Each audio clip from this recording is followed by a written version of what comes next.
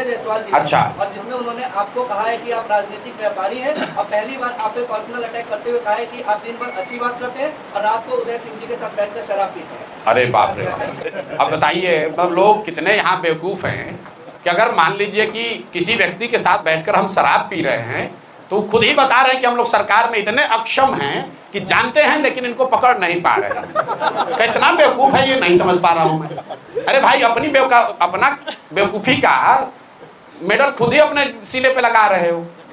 आप बताइए कि शराबबंदी है और संजय जायसवाल जी को तथाकथित तौर पर यह पता है कि हम शराब पी रहे हैं, तब तो सबसे आसान यही है, हमको पकड़ लो भाई, पकड़ लो, दे हमको बेनकाब कर दो। अब आ जाइए कि संजय जायसवाल ने लेख क्यों लिखा है। तो क्रिकेट आप लोग देखते हैं, क्रिकेट में जब बैट्समैन घायल हो जाता है तो दौड़ने के लिए, रन लेने के लिए एक रनर बुलाता है। रनर बुलाने का एक नियम है, जो पहले से आउट होकर चला जाता है वो बनकर आता है रनर।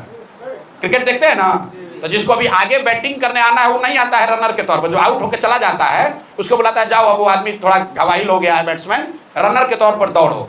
तो संजय जायसवाल वही आउट हुए बैट्समैन ने पहले अध्यक्ष थे, भाजपा ने हटा दिया। यही हटाया किस लिए था, यही फेसबुक पर लेख लिखने के चक्कर में रोज लिखते थे कि हम जदयू को तोड़ने वाले हैं, तो भाजपा वाला इन्हीं को तोड़ के हटा दिया।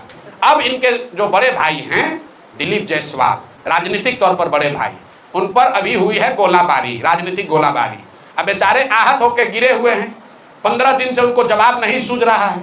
ये नहीं बता रहे हैं कि सिखों के कॉलेज को किशनगंज में कब्जा किए हो कि नहीं किए हो, इसका जवाब नहीं दिया।